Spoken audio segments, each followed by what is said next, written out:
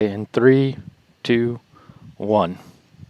And welcome to the Phoenix Suns Solar Panel Podcast. Whether you are watching on YouTube right now or if you are listening on your phone to the podcast version, we appreciate you joining us. Which, by the way, if you are watching on YouTube right now, we are a podcast. So wherever you do listen to podcasts, go ahead and subscribe there. And if you're listening to the episode on as a podcast version, we record live every single Saturday. Find us on YouTube, search Sun Solar Panel Podcast. We do a mailbag section at the end of every show where we take the listener comments from people that are joining us on YouTube, so we'd love to have you there. But I digress. My name is Tim Tompkins. Joining us today, as always, Mr. Greg Esposito. Ahoy. And Mr. Dave King. Hello there from the bright side. So we actually, the episode cut out about 3 minutes into the intro, and we had to re-record it. It was weird how much deja vu that was. So anyway, guys, I was listening to Brian Windhorst's Hoop Collective podcast last night, something we talked about briefly before recording this episode of the Sun Solar Panel. And they were doing this segment where they were basically redrafting the NBA, saying, if I were an NBA franchise GM, this is a player I would want to draft right now. And they went through the top 20. Devin Booker was not in there. A bit surprising, I think, but there were a couple of players that were in there that I do want to get your opinion on. If you would draft them over Devin Booker if you were starting a franchise from today.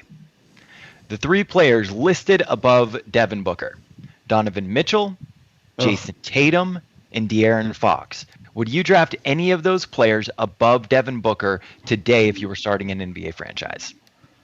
No. What's the obsession with Donovan Mitchell over Devin Booker? Okay, so he's made the playoffs, but he had a much better roster around him. I don't get the obsession of Donovan Mitchell over Devin Booker. And then, really, De'Aaron Fox? You're going to choose De'Aaron Fox over Devin Booker? I don't see that at all. I don't even know how you make the argument that you take De'Aaron Fox over Devin Booker at this point. Maybe in the future, I won't discredit that there's a possibility, but right now, not a chance in hell that I would take De'Aaron Fox over Devin Booker. Look, I can see why. Okay, certainly not Donovan Mitchell, because that's a sore point for Suns fans. It's also a sore point for Jazz fans. Jazz fans cannot stop talking about how Devin Booker and Donovan Mitchell compare to each other. So it's not just Suns fans that are stressed about this. But De'Aaron Fox, I can kind of see it because De'Aaron Fox is exciting young point guard. People love point guards. People love ball handlers. And he does a lot of flashy things on the court.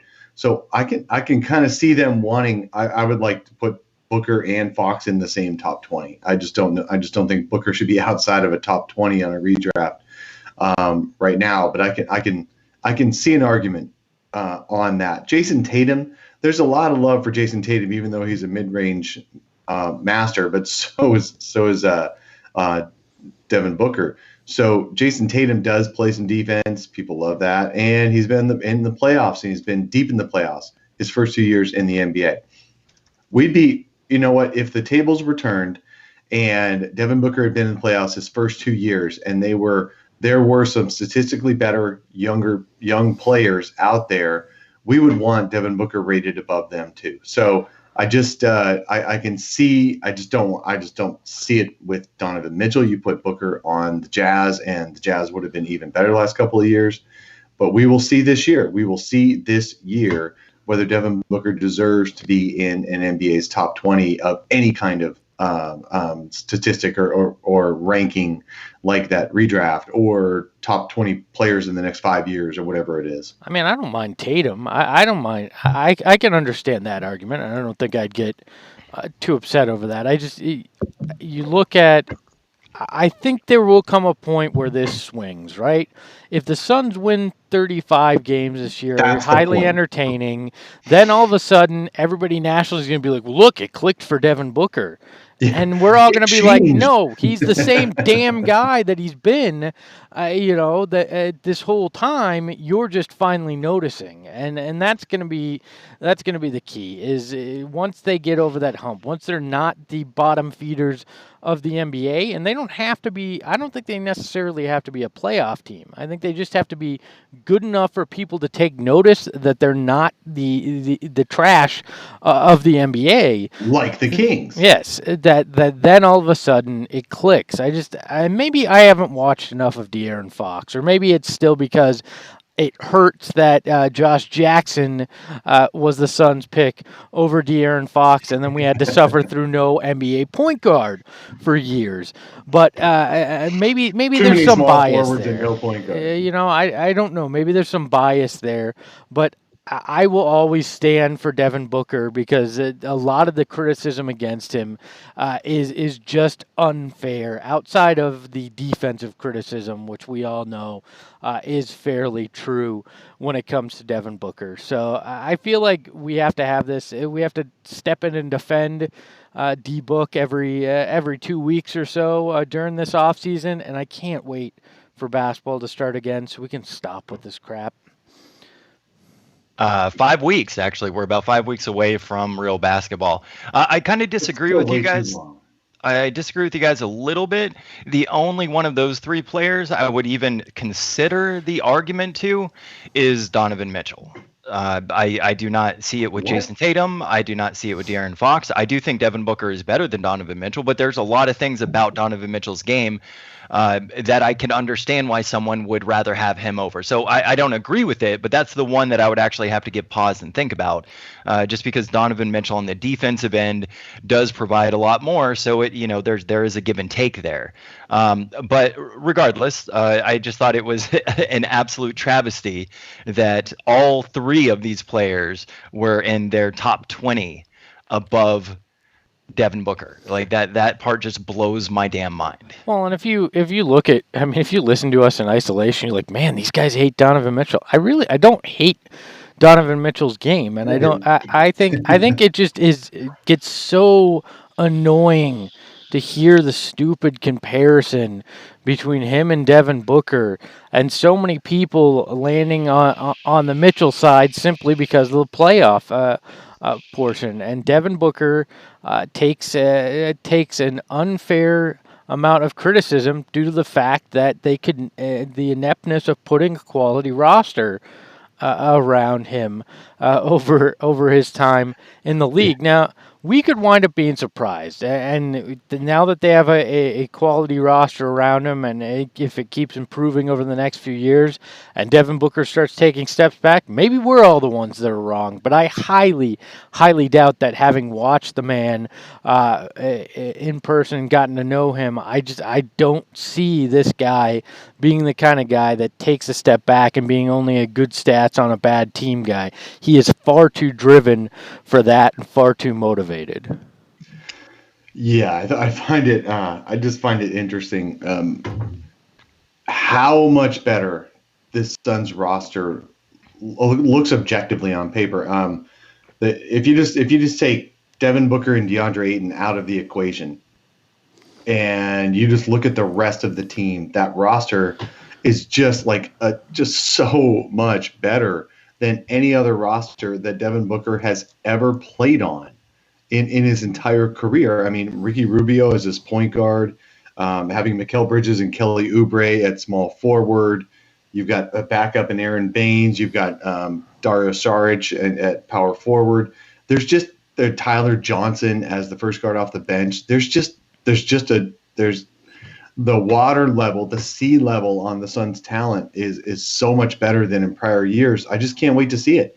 And yeah, if Devin Booker regresses and becomes a guy that just kind of fades into the woodwork, then they were all right. But I really think Devin Booker's just going to look even better on a better team. I don't have any question in my mind that he's going to look even better on a better team. Agreed, and it's going to come down to chemistry, and that's going to be in part on Devin Booker to help build that chemistry as one of the main leaders on this team, and that's something we haven't seen him be able to help accomplish in a locker room, but I think this is really the first time where he has the opportunity to lead a group of men instead of a bunch of boys.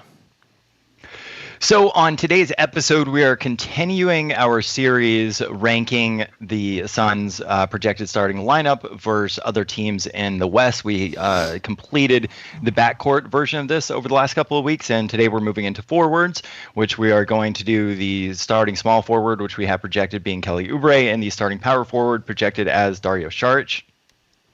After this, a part of the series is done, then we're going to move on to DeAndre Ayton, and then Aaron Baines versus the starting center and backup center for the other teams. But one thing, though, I do want to say first is that we are actually going to be announcing our Suns Solar Panel Listener Fantasy Basketball League. We're going to go ahead and do that next week. And, of course, everybody that supports the show is going to get first dibs on that. After that, we'll open it up to the public.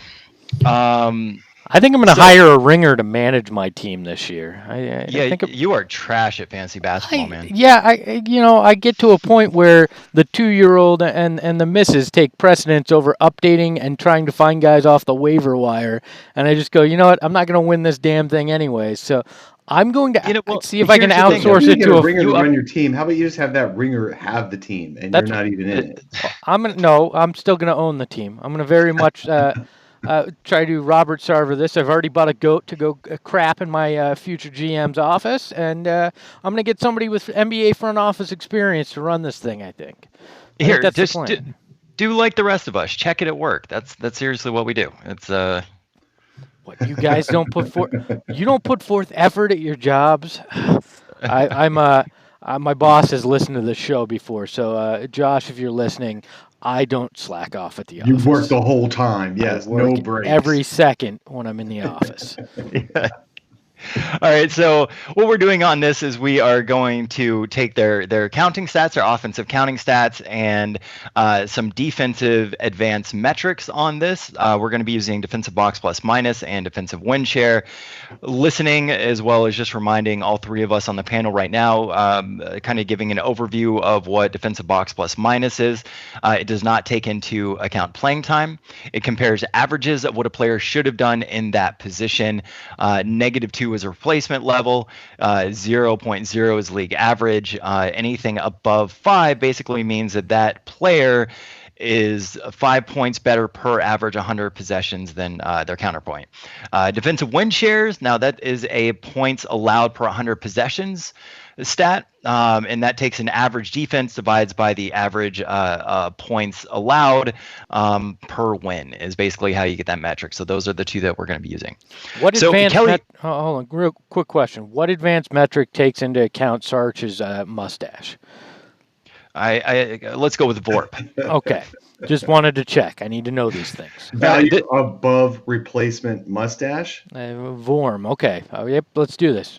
The great thing about VORP, though, in all seriousness, is it does take into account playing time. Unfortunately, there isn't a defensive VORP stat that we can get.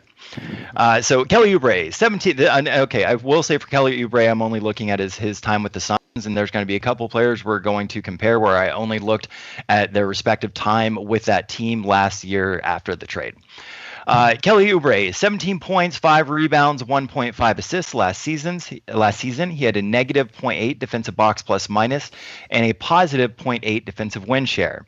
Dario Saric last season with the Wolves, 10.6 points, 5.6 rebounds, 1.6 assists, -1.4 defensive box plus minus, and a positive 1.2 defensive win share.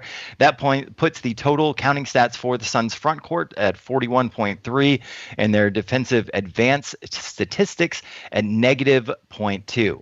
The first team we're going to compare is the Grizzlies with their projected starting lineup of Kyle Anderson and Jaren Jackson Jr. Kyle Anderson last season, 8 points, 5.8 rebounds, 3 assists.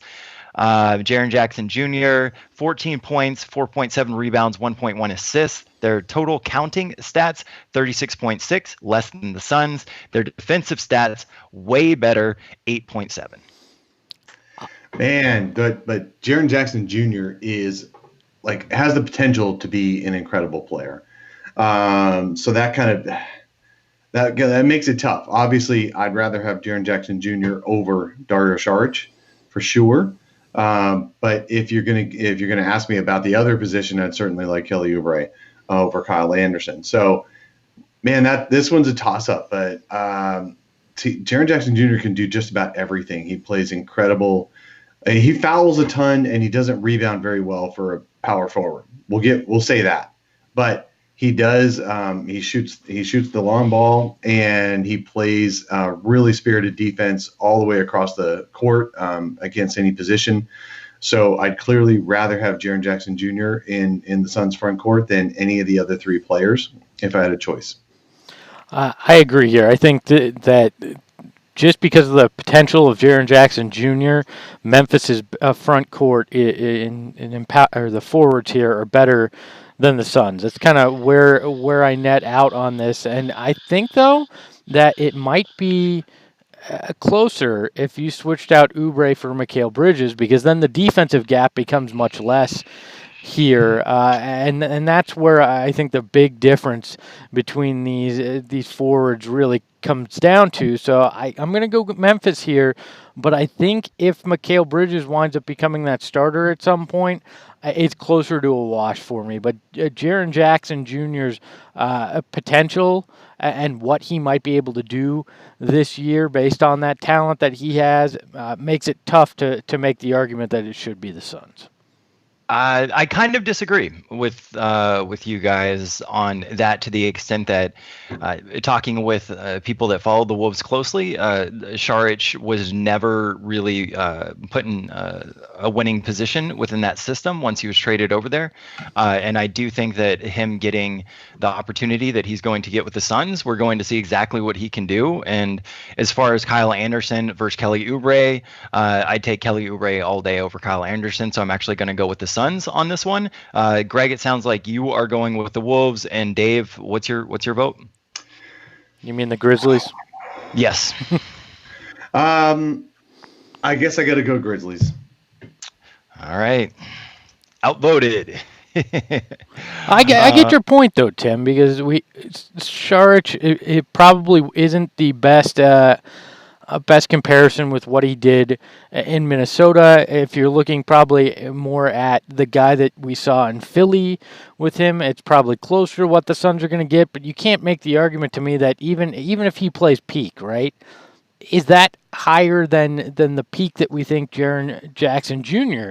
can reach? And I don't think it is. And the defensive gap is just going to be too large for me right now to be comfortable to definitively say that the Suns forwards will be better than this group. Yeah, well, I mean that's fair. I also think that with the Sixers, he was always brought in as a backup, and this is really going to be his first opportunity to start full time. So I'm excited. I think he's going to be a really good player. All right. Let's go ahead and compare versus the Mavericks. The Mavericks projected starting lineup, which I'm not 100% comfortable that I agree that this is going to be their starting lineup. Tim Hardaway Jr. at small forward and Kristaps Porzingis. Last season, Tim Hardaway Jr. from the time that he was actually traded over to the Mavericks, 15.5 points, 3.2 rebounds, 1.9 assists. Porzingis, his last full season that he played anyway, 23 points, 6.6 rebounds, 1.2 assists. Their total counting stats, 51.4, beating the Suns by a good margin. Their defensive stats, they are a negative 0.5 though, which puts them right around where the Suns are. Wow. Well, definitely Tim Hardaway Jr. is the worst of the four, in my opinion. I don't even know that can be debated for sure. But then you're right back to, is Kristaps Porzingis the best of the four? A healthy one, pretty close too. I mean, a healthy one is a really dynamic, really, really good young player. He can do just about anything he wants to do on the court. He doesn't try real hard on defense, but he was playing on a really bad Knicks team most of his career. You get the same situation, actually just more actualized, more proven than the Grizzlies one. So unfortunately, I got to go with the Mavericks just because of the Kristaps part. I don't know. I mean, Kristaps has been injured, has been accused of certain things in his time in New York. I just don't know that you're going to get the same Kristaps Porzingis in Dallas. The Mavericks have taken a huge, huge gamble on paying the man without knowing fully if he's going to be healthy and how he's going to play, and if this is the same guy. If this were two years ago, it's a no-brainer. But right now, I think this is a push. I don't. Obviously, Kelly Oubre is much better than Tim Hardaway Jr. And Saric, as we talked about, has some potential here as a starter. Is a great passer, as they mentioned in the chat that we didn't mention previously, talking about Saric. So and we don't know what Porzingis is going to do. Right? You have no clue how he's going to respond. So right now, I don't. I think these are about even when you look at these forwards, because as you said, Dave, Hardaway Jr. is the worst of the four. There's no argument to be had about that. And then it's a question mark with Porzingis. So I think Kelly Oubre would far outshine Tim Hardaway Jr. this year. And then it's anybody's guess how Porzingis plays. So I'm gonna say it's a push here until we see Porzingis prove it on the court. I don't think you can vote for a push. Otherwise, we can't move forward with the rankings. Fine, I will say the Suns are better at this point because we have two known quantities, more so than trying to guess and project what Porzingis will do coming off an injury. A serious. You're the tiebreaker, Tim. I'm gonna go with the Suns on this one for a little bit of a different reason. Porzingis has habitually missed a lot of games, and I do think your ability to stay on the court provides a lot of value, which isn't something that we actually see in some of these defensive metrics. So I am going to go with the Suns as well, though honestly I'm not really that confident that Tim Hardaway Jr. is going to be their starter. So the Suns forwards, as voted on the show, are better than the Mavericks. We'll take that moving forward because there's a lot of good front courts in the West. Well, who do you think is going to be their starter instead of Tim Hardaway? Maybe Justin Jackson. Yeah, maybe. I just like he but might. Then it just keeps going downhill. Now, if you count Luka Doncic as their small forward, then obviously. Then you've got the Dallas ahead of them. But if you put Luka at the point guard, which I think we did in the guards section, we did. Yep. Okay. Then yeah. So I gotta lean. I still gotta lean toward Dallas because Kristaps is just a really, really, really good player. He was an all-star in his third year on a terrible Knicks team. I mean, there's nothing wrong with that. Porzingis is an absolute stud. So, again, 100% understand what you're saying.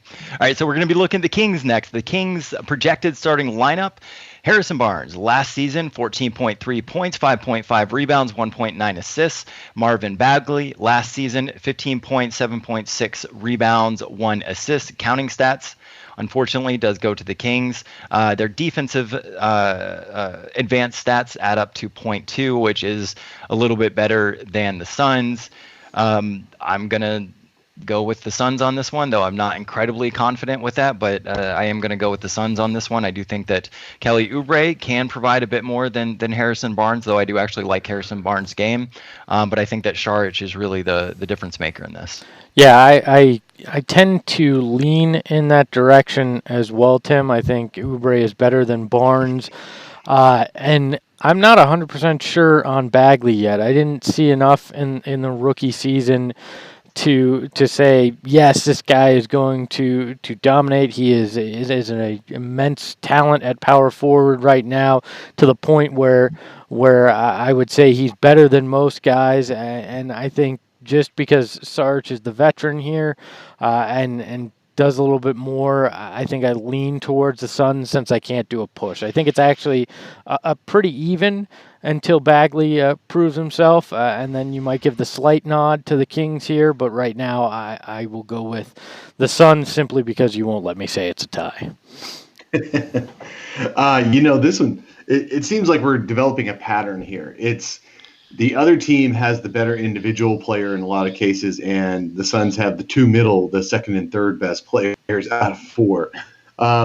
I tell you what, I've never been a Harrison Barnes fan. He can do a little bit of everything, but he's kind of like the Jeff Green of a slightly, well, he's about the same generation, but slightly younger, where he plays a lot, he gets a lot of minutes, he does a lot of okay stuff, and he makes a lot of money as a result. And this may be, Kelly Oubre's future in the NBA as well. I personally would rather have Kelly Oubre because I like what he brings to a team because of what he brought to the Suns. But Marvin Bagley, I'm a big fan of. I think Marvin Bagley is going to turn out to be a really good player. He just doesn't have any kind of offensive game if you take him off of his left hand right now. So he does have some challenges on that. If I remember correctly, didn't he dominate Ayton in a couple of matchups? Well, they don't play against each other because Bagley never actually played center and he didn't start. So I don't know about him dominating Ayton because they hardly ever actually matched up against each other on the floor. I mean, just because one player didn't start wouldn't mean that they wouldn't actually match up against each other. No, he was always the second biggest guy on the court is what I'm saying for the Kings. Kings always played two bigs. And Bagley was almost never, especially in the Suns games, almost never the big that went up against Ayton in any of the possessions. You might be right. I could be remembering wrong. Well, I was watching for it. And I was watching for it. And Bagley was always more on the wing, 10, 15 feet out. And he wasn't actually the one trying to keep Ayton off the glass.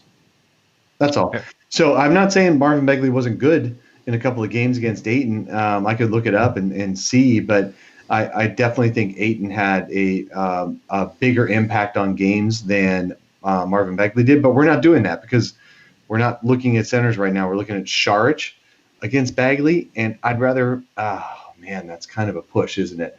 Because Saric is going to bring a lot more winning plays, a lot more good plays that help a team go toward wins than Bagley will. Bagley is more like the Suns' old kind of prospect that they bring in and has all the talent in the world, but doesn't really know how to play winning basketball yet. I mean, we got to remember that Bagley hardly started for the Kings team, and if he had been a major contributor with 30-plus minutes, they might not have been as good because he had a lot of flaws in his game last year, just like Suns players had a lot of flaws in their games, and that's why they only won 19.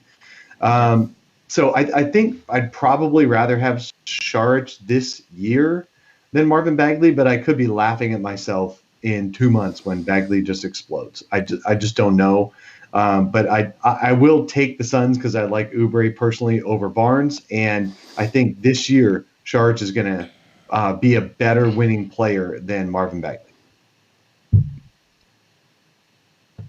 All right. Well, I'm going with Suns too, so that does put the Suns above the Kings then. Woohoo! Right. Optimism. We got one. Moving, well, we have two now. All right, moving on to the next. And this one isn't necessarily, in my opinion, even close. I can read the stats, the counting stats, and the defensive ones if you guys want. Against the Lakers, Anthony Davis and Kyle Kuzma. I don't Yeah, you don't have to read the stats. It's okay. Well, let me just say that, yeah, absolutely, the Lakers are going to take this one because of Anthony Davis for the same reasons that I personally gave it to the Mavericks and the Grizzlies for the better individual player on just a much larger scale. But I personally would rather have Kelly Oubre than Kyle Kuzma. I can see that argument. I can understand that. I still have my questions about Kelly Oubre. I have even more questions about Kyle Kuzma. I can respect that, but I'm not as much on the Oubre bandwagon as everybody else is. He was nice for the culture and the chemistry last year, but there's a lot of flaws in that game for sure. What this comes down to for me is Anthony Davis's eyebrows versus Saric's mustache, and I got to go with Anthony Davis's eyebrows. Eyebrow, excuse me. It's eyebrow. There's not plural. Anthony Davis's eyebrows. A former unibrower myself. I think I have to go with Anthony Davis here. I always remember that We're the Millers movie, and there was outtakes at the very end. That guy was a no regrets guy. He's like, "Hey, eyebrows," to one of the other kids in the movie. That makes me. I think of that every time I think of Anthony Davis's eyebrow. Yo, eyebrow. I always thought it was a miss with the Pelicans. They should have made their Pelican logo just Anthony Davis's eyebrows because it looks like how you drew a bird when you were a kid. So, anyways. Hey, speaking of the Lakers, did you guys hear that LeBron James trademarked Taco Tuesday today? What? Yeah. No. The bastard. Yeah, he's That's starting. been said for like 100 years. It doesn't matter. That's not how that works. He Yeah. trademarked it. But why wouldn't somebody else have if I'm a taco company, how did I not trademark that? LeBron James gets in on that? Literally, Look, that's what I thought. Let's digress a little bit. So on that topic right there. So Kelly Oubre, have you guys noticed that he has not put out any Valley Boys merchandise? I haven't really thought about it that hard, but I guess to your point, he has. It's about first to market where you get to actually do the merchandise, and you can't. A trademark doesn't even freaking matter.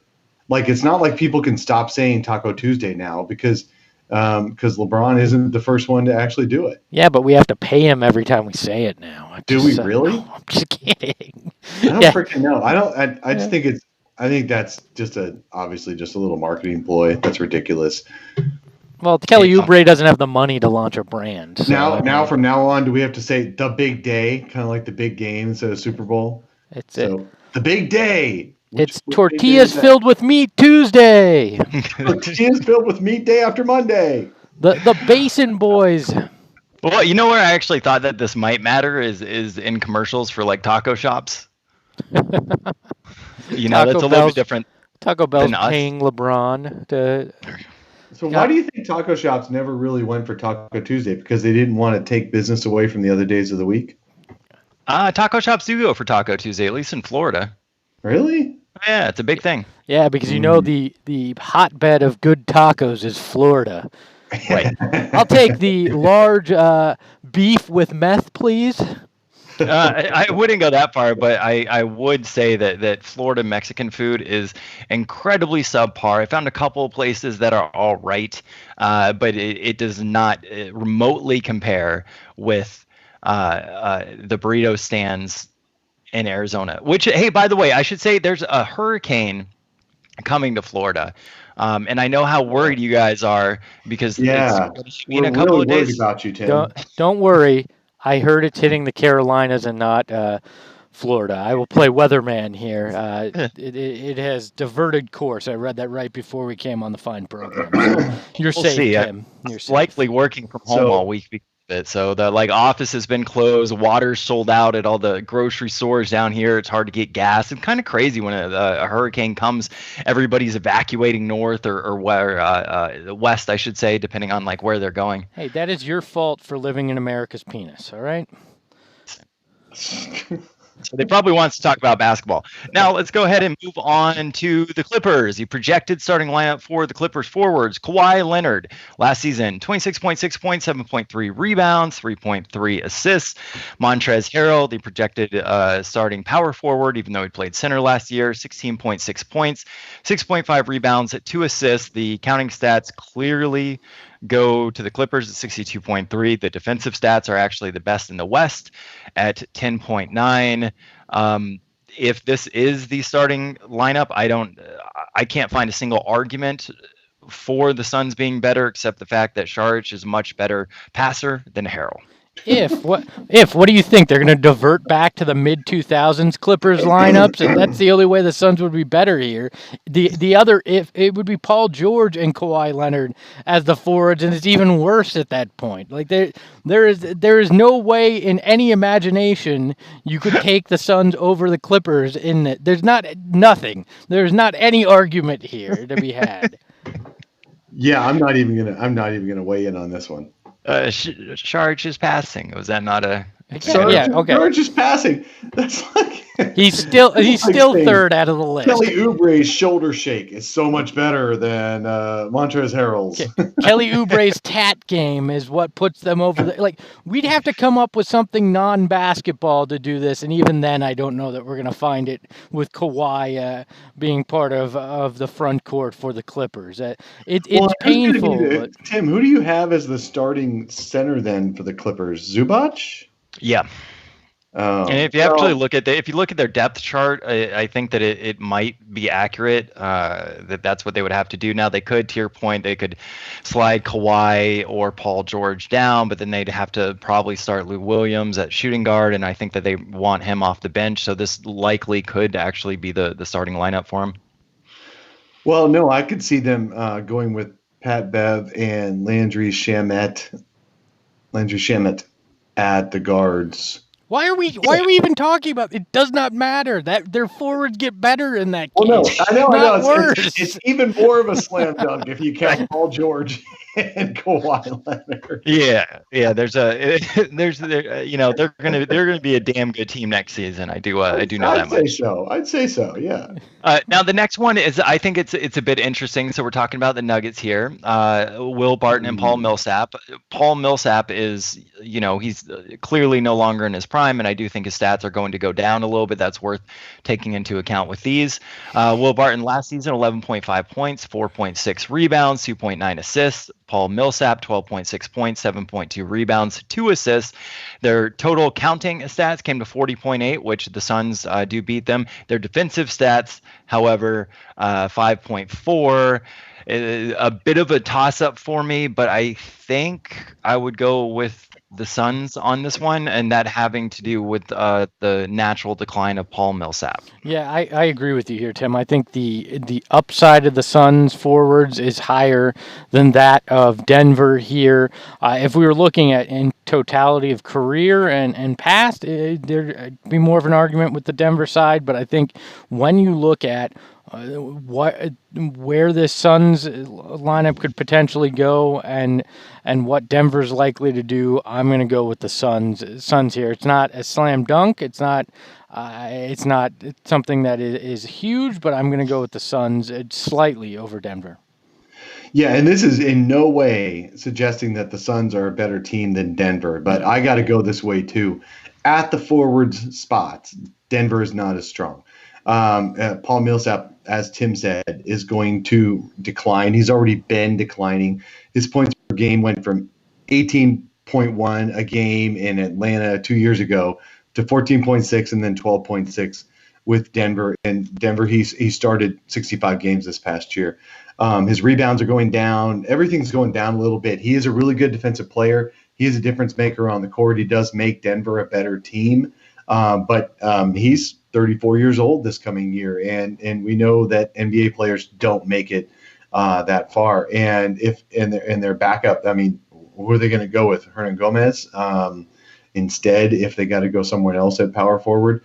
Will Barton is a pretty good player. He was actually 15-5-4 a couple of years ago, and I think he was injured a lot of last year, off and on. So he's a pretty good player, but I will take the Suns this year. I will take the Suns this year at those two starting positions. Yep, I agree. And I do want to take a minute to thank the people watching on YouTube, listening on the podcast that have chosen to support our show with a monthly donation, whether that be $1, $5, or $10. And I do want to take a minute to thank one of our favorite listeners, Joe Shook. We really do appreciate you. Your continued support means a lot to us. If you guys would like to support the Sun Solar Panel, again, even with a $1 donation, really goes a long way. Just hit the support the show button, which is in the show notes or the description below if you're on YouTube. If you do the $10 option, I'll personally send you some Sun swag, and I actually got a bunch more, like 4 boxes of this crap, which is our stuff. It's not crap. It's pretty cool. Was sent to me, and I'd be happy to send it your way. Hey, I got crap I'll send you. Joe shook me all night long. Thank you for supporting the show. For just $1, you can support struggling podcast hosts and help them. Don't make this. I can help them with their glasses fetish and feeding their child. I'm still legitimately paying for Vegas, and I will be for a couple of years. And that's just with the syphilis. So, I actually wish it would have been syphilis, because that could have been something I could have just gotten a pill for, and it would have gone away. Unfortunately, this debt is going to stay with me for a couple of years. It's we need a shirt that says that. I wish it was syphilis. This debt's going to stay with me. All right, support the show. All right, and the last team that we are going to look at for this segment of our series is going to be the Timberwolves, and this one is interesting given the midweek that we had a couple of days ago before it got cut off. So the projected starting lineup for the Wolves: Andrew Wiggins and Robert Covington. Andrew Wiggins last season 18 points, 4.8 boards, 2.5 assists. Robert Covington last season when he was with the Wolves, 14.5 points, 5.7 rebounds, 1.5 assists. The offensive counting stats do go to the Wolves. However, and the defensive stats go to the Wolves as well. Personally, I'm going to go with the Wolves on this one, and simply because I love Robert Covington's game that much. Yeah, I think they're a little bit more balanced at the forward position here, and I think that I don't know. I go back and forth. This is another one that if you let me say they were even, I probably would fall into that camp. But I lean. I don't know. You know what? I'm going to go with the Suns because I agree. I like Covington's game, but Andrew Wiggins, as we started talking about on Wednesday, is really, people want to say Devin Booker's a good stats on a bad team guy. That is the epitome of what Andrew Wiggins is. There's not a lot about his game that makes others better, makes a winning team. I think Kelly Oubre is much better at that. We saw what he can do for a group, and I like what Sarge is going to bring here in terms of that passing, that basketball smarts, that winning ability. So you know what? I'm going to go with the Suns here. I'm going to make this interesting. I'm not going to agree with Tim, and I'm going to let Dave be the deciding vote here, but I'll go with our hometown boys. Well, as the deciding vote, I'm going to go with the Suns. Let me tell you. Tim audibly groans. Robert Covington, is a very good player. However, Dario Saric last year on the Wolves started the games. Rocco was hurt. Robert Covington was hurt a lot, for sure. But I think if you had a choice, if you were a coach and you would move Robert Covington into the small forward position, and then you play somebody else, and if they had Dario Saric, it would be Saric and Covington, and that would be a clear win on their part. But they don't. The Suns have Dario Saric, and Robert Covington is playing a little out of position at power forward, even though he is a big guy. We talked about it last week. He is 6'9" and 230, so that's a pretty good size but he's never been a power forward in his life. He is going to have a little bit of a trouble banging. It's almost like saying, would Kelly Oubre be a good power forward, except Covington's just a little bit bigger than him. But they're just not built for that position. So I think with him playing out of position and then Andrew Wiggins just being a net negative on the court, I just really don't like Andrew Wiggins' game. I'm going to give it to the Suns. That's my call.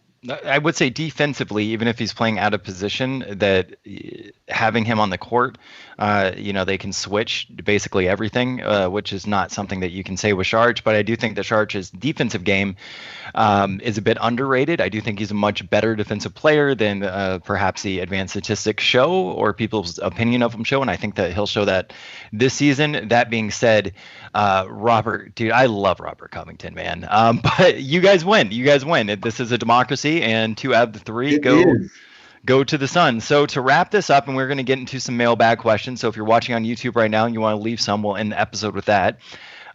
We have voted the Suns forwards being better than the Mavericks, the Kings, the Nuggets, and the Wolves, and the Suns forwards being worse than the Grizzlies, the Lakers, and the Clippers. Sounds about right. All right. Also, just to recap, we had the Suns backcourt being better than the Mavericks, the Pelicans, the Grizzlies, the Wolves, the Kings, the Spurs, the Thunder, and the Nuggets, and the Suns backcourt being worse than the Lakers, Clippers, Jazz, Rockets, Trailblazers, and Warriors, putting them, in our opinion, as the 7th best backcourt in the West. So I think we're going to start to have this play out where it looks like the Suns are in the middle of the pack, maybe. Yeah. Well, we also haven't started looking at the best teams in the West as far as front court goes. We're going to do that next. But overall, and then when we get through the centers, I think Greg's right. We're going to end up seeing that the homers that we are have the Suns right around the middle of the West. They may not end up middle of the West, but they're certainly not at the bottom. Like a year ago, we would have just been laughing at ourselves trying to do this rankings. I'm sorry, but of any group of guys, we probably are not the homers out of people to talk about. We're the realists in many ways here. That's one thing no one has ever considered the show being. If at least if you're looking on like Reddit and Sun's Twitter. Oh yeah, everybody thinks we're super negative, but because we don't think that they're better than the Clippers in the front court. I legit had a guy tell me last week that I'm not a real Suns fan, and I was like, "Are you serious?" Yeah, we sit here and do this because we don't like the Suns. We just thought this is the most lucrative NBA podcast you could do is about the Phoenix Suns. Yeah, I mean, out of all the goddamn time and effort that we poured into this team, to be told that I'm not actually a fan of it was just okay, buddy. But let's go ahead and do a listener question. All right, the first one, this is coming from the YouTube chat. Everything horror, over, under, Saric will be here at the end of the season. Man. Oh. Look, I see the ideal trade package. I think everyone's going to like even the national media might pick up on this a little bit, but I see the perfect trade package for the Suns to get a star power forward mid-year will be Saric and Tyler Johnson. That gets you the salary you need. That gets the expiring contracts you need for a team that wants to move on from a guy somewhat like Blake Griffin, for example. I can totally see that happening. I think the Suns would trade Dario Saric for a better power forward at any point that they possibly can, and they'll use Tyler Johnson's salary to get there. Short of that, though, I think Saric is going to have a really good year because it's a contract year for him. It's very much in his best interest to come into camp in the best shape of his life. He's not playing 5-0 World Cup, so he's not going to be worn out like he's said in the past. He's been worn out coming into the NBA in his first few years. He's going to be totally ready to go, and the dude is, I think, going to have his best year in the NBA. And the question is, does that translate into the Suns being able to trade him for an even better player, or does he just stick it out the rest of the year with the Suns, and then they decide whether they want to pay him in restricted free agency? So to answer the question, will he be here at the end of the year? I think there's no way he gets dumped. I think there's no way he gets waived or moved on to a better team like the Suns have done last couple of years. So if he's not here, then he was traded for a better player. So I'm going to put on my wish list a yes, that he will be gone by the end of the year because the Suns will have a better, longer-term power forward. I feel like Kevin Love is sitting in Cleveland being Thanos in this situation, saying, I'm inevitable. I feel like they've always kind of done this dance. It's always felt like Kevin Love was going to wind up in Phoenix, and it seems inevitable that it would happen probably at the end of his usefulness somehow as well. But I think there's a chance that Saric... God, I hope that doesn't happen. Jesus Christ. For entertainment value off the court, maybe. He's a very funny man, but I think it would be an albatross of a contract to bring in.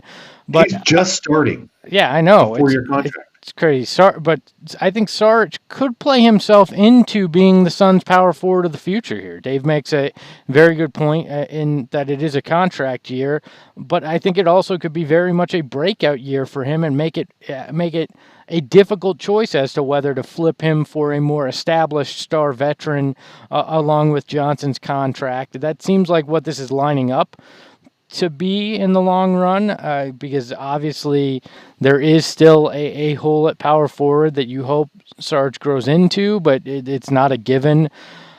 I think it's probably 50-50. I don't think there is necessarily one way or another that I'm leaning towards yet. I would love to see them have the opportunity to pick up a star utilizing him as a chip in it, but I think it's probably about 50-50 whether he's here at the end of the season or not. All right, Coda Kid. The next one is from Coda Kid on the YouTube chat. He says, other teams are wearing throwback uniforms this upcoming season. Would you guys like the Suns to do the same? I feel like this is a perfect Greg question. Oh, well, have you guys seen the Raptors are rocking the old school purple and red Raptor jerseys from the early 90s. I just saw last night that the Clippers are going to rock the weirdest throwback jersey of anybody. They will be wearing a Buffalo Braves throwback jersey that will actually say Buffalo when they're playing in Los Angeles. So that's a unique one. You look at the Jazz, who are bringing back the Purple Mountains of Majesty that they rocked in the late 90s. There are some spectacular throwbacks coming this year, and the Suns will not be one of those teams. I can confirm that for you. There's no surprise coming up with any throwbacks for the Suns. Would I love to see it? Yes. I would love to see the Suns wear a throwback jersey. But I'll be honest, this current set has grown on me immensely. The purple jerseys are spectacular in my mind. The color purple that they've chosen is great. I love the shorts. Even the font is growing on me in certain situations. So if we were talking about some of the previous iterations of uniforms over the last few years, I'd probably be more upset that there isn't a throwback, but I feel all right about what they're rocking. I'd love to see the 90s Sunburst obviously make a comeback. We've already seen the original jerseys. We've seen the Western fonts make a comeback a couple times, but we have yet to see the purple Sunburst uniforms make a comeback, and that is really what I'd like to see if we're going to go with a throwback uniform at any point. Now, we did hear that the last year's City Edition is not going to be continued. That is correct from my understanding. And if they're not going to do a throwback, have you heard anything that they're going to do instead? There is a certain color that they used to wear that will be coming back, is what my NBA sources have told me. No, it's a very bright color that you might see behind me, and orange. Yeah, that's what I'm hearing from league sources and some uniform aficionados that with some distributors. So that's what I'm hearing. So I think that's the color that'll be making a comeback. There'll be a few other slight things. Do you know which orange?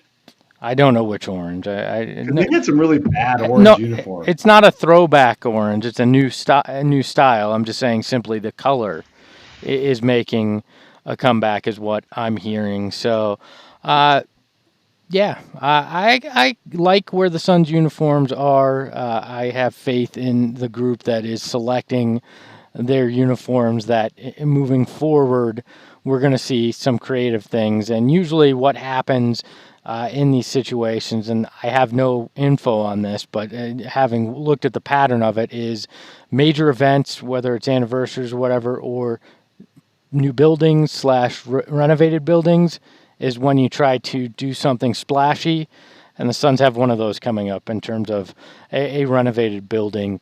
So I think you might see some things at that point. I don't know that it'll be throwbacks, but my guess is they'll try to do something special for the relaunch of the arena.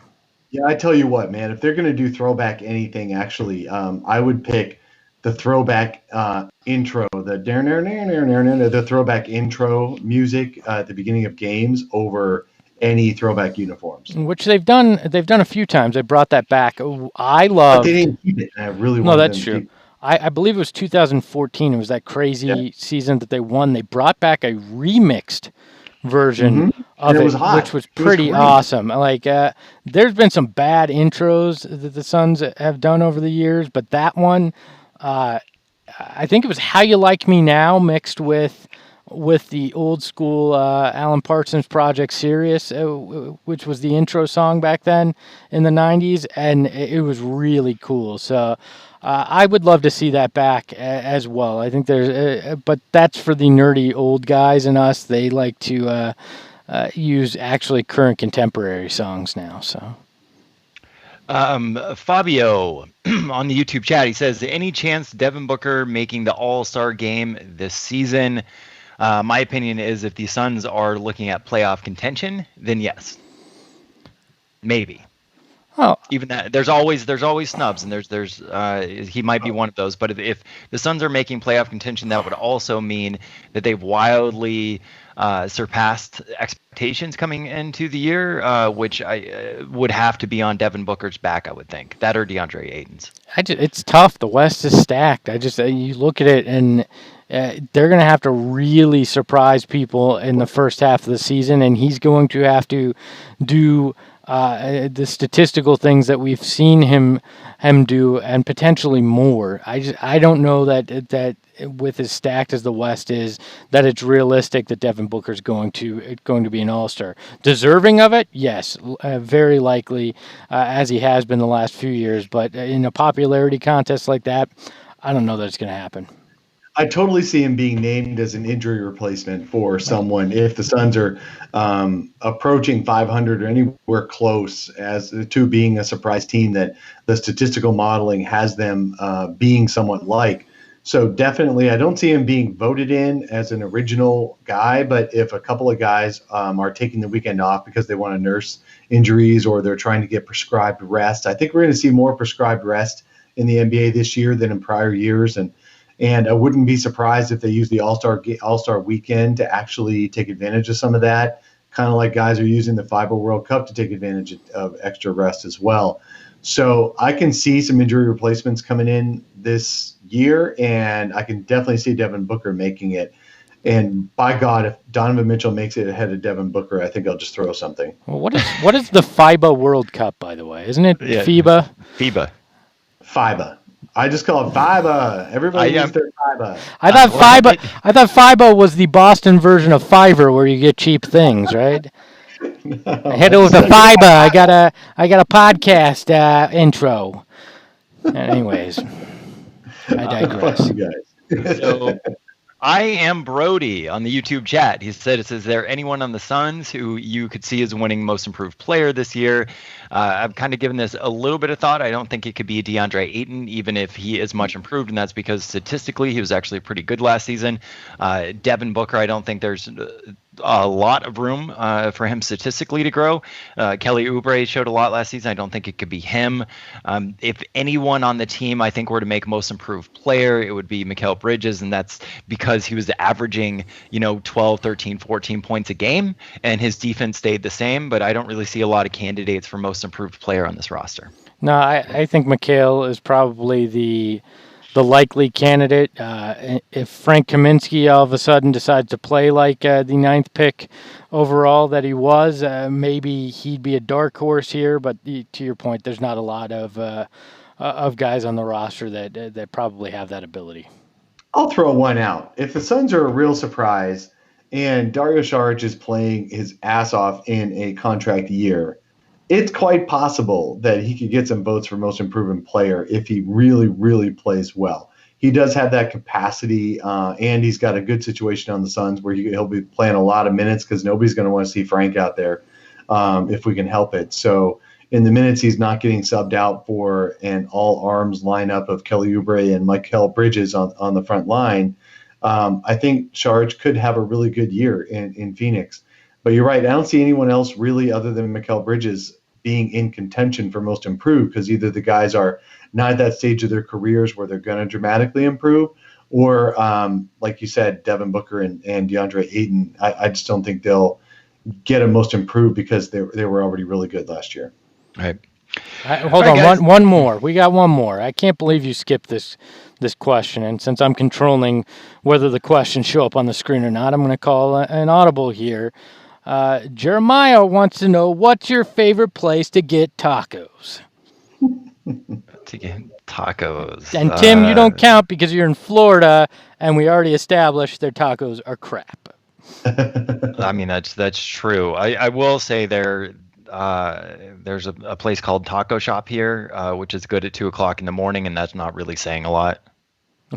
And I've seen you at 2:00 in the morning. We know your decision making is impaired at that point. So in Phoenix, I go to Blanco for tacos because they have a nice little size tacos and good ingredients and stuff like that. But I'm not really a big taco guy. I'm more of a burrito guy. Anyways, I'm going to act like a 4-year-old and giggle there. I think Backyard Taco is a fun taco place. If you're in the East Valley, I recommend checking them out. And then Joyride Taco, also Oh yeah, a good Joyride. one Definitely good. as well. And I think there's a couple Valley locations. I know there's one downtown Gilbert. So those are kind of my favorite. Backyard Taco actually used to be a hole in the wall. It actually used to be in somebody's backyard, but they've since expanded to multiple locations. And R.I.P. Wado's in Chandler. That was one of my old favorites, but is no longer in existence. So. All right, so to sum it up, but we're going to continue the series next, not next episode, not Wednesday's midweek, but next Saturday's episode, the Suns backcourt, or front court, I should say, versus the West. This episode, we had the Suns forwards being better than the Mavericks, the Kings, the Nuggets, and the Wolves, and being worse than the Grizzlies, the Lakers, and the Clippers. If you do want to support the show, you can hit the support the show button, whether you're on YouTube or listening on the podcast. If you want to get a solar panel shirt, we really like those. You can go to sunsshirts.com. Otherwise, we will see you guys again Wednesday at 7 o'clock Arizona time if you want to join us then. Otherwise, every Saturday morning at 7 a.m. Arizona time, you can join us on the YouTube as well. Peace. All right, see you guys later.